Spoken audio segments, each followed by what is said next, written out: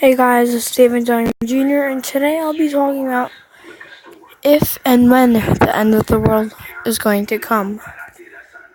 So there are many theories of it being a giant meteor, which I'm not sure, but it might just wipe out the whole human race, make it non-livable, and it would destroy it. It would explode the world and break the atmosphere. As you see in this picture, probably, I don't know, something happened. Don't worry, it isn't real. Because believe me, if this was real, you wouldn't even be seeing this video. Okay, so let's get down to the biz. Okay, so if you guys think the world is gonna end by zombies, I think you might be a little out of hand. Because believe me, we're not gonna live in The Walking Dead.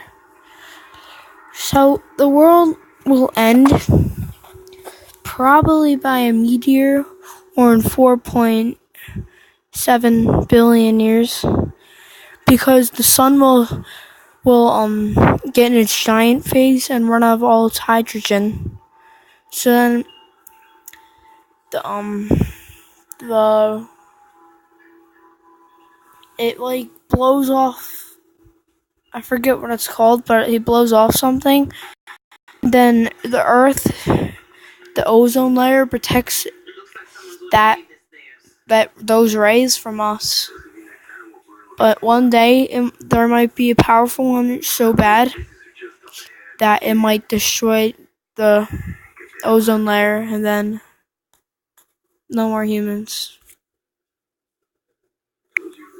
Okay guys, so as you see in this picture, this is what the sun would look like in 4.7 billion years or something like that. It would run out of hydrogen, and then it would release these very powerful rays. Then it would get so big it would mess up all the planets' orbits. Then it just would suck in all the planets. And then supernova. And then that means no more solar system. But 2 years ago, we have found a we think habitable planet called Kepler 186f. Okay guys, so as you can see, Kepler is kind of bigger. Because it's bigger, that means it would have a more gravitational pull on us. So that we would be pushed down more and less on Earth, because the bigger the planet, the more gravitational pull. So then we don't get pulled down as much, but we'd get pulled down a lot, because one of our drones or satellites was going into space. Then they found the solar system, and it was in the habitable zone. And there was another planet too, but we're not really sure about that one. And it has a dwarf star as a sun. The dwarf stars they're not as bright as our sun. Okay guys, so this is what a dwarf star would look like. It's not as bright as our sun, but Kepler is probably, well, I can't show it, but Kepler, this is Kepler right here. And so then that's the sun. They still produce the rays, but probably not as much because they're smaller and they produce less light. And they do run out of hydrogen. I think they run out of hydrogen faster, but not as fast. And then there's another habitable planet we think is habitable, but it's more further out. And then it might be really cold.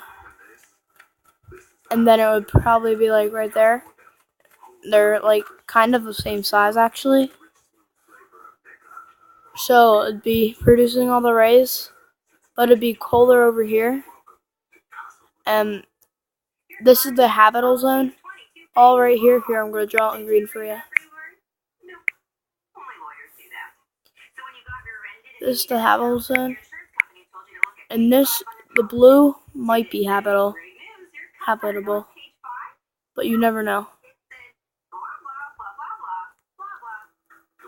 So guys, I think I'm going to make that the end of the video here.